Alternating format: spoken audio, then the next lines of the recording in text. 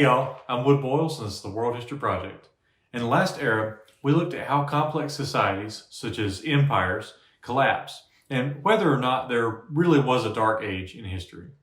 The answer to that question really depended on where you were living, but this week we're looking at the first truly global age.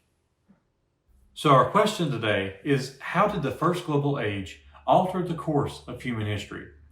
A lot of historians go to 1492, when Columbus crossed the Atlantic. But we are going to focus on how networks change over time. And in order to do that, we have to go back to around the year 1200 CE. We like to study change in history, how some new technology revolutionizes our way of life, or how some discovery changes what we know to be true. But things stay the same too. Think about your life so far. You were born, you've grown up, you've had all kinds of experiences that have changed your outlook on life. But all that time, you have still remained you. This is what historians call continuity, or something that doesn't change.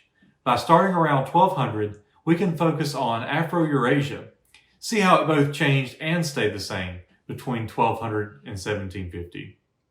We looked at how, after the fall of Rome and Han China, the old networks broke down, and that by 1200, they were being rebuilt again.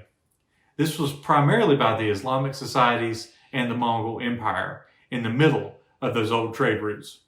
And then in 1340, the Black Death swept through Afro-Eurasia and almost wiped out those trade networks again. And then around 1380, Europeans started looking for quicker and easier ways to get to Asia for luxury goods like pepper. They wanted to spice up their lives. And so they bumped into the Americas. And this was a huge change for both the Americas and Afro-Eurasia because it created the first ever global trade network. Well, I guess besides Pangea. But dinosaurs didn't write much, so we don't know what their trade networks look like. Anyways, this led to all kinds of stuff, like being able to get tomatoes in Europe and bringing horses to the Americas along with lots of diseases.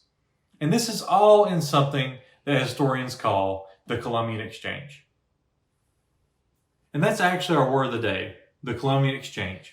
It's just that huge trade network across the Atlantic that moved plants, animals, diseases, and people between the New World, or the Americas, and the Old World, or Afro-Eurasia. This transfer of species across the ocean radically transformed the biospheres. Well, it transformed everywhere. And not always for the better. But for today, I want you to watch the Era 5 overview in Lesson 5.0 on Khan Academy. Think specifically about how the Columbian Exchange changed things for Manila and how it might have affected people all around the world. So for our Historian's Journal, I want you to write about this. Just as the Columbian Exchange was a big deal in history, do you think COVID is going to alter human history? Why or why not? Think about the potential changes in the future, but what might not change is equally as important when answering this question. I'll see you next time.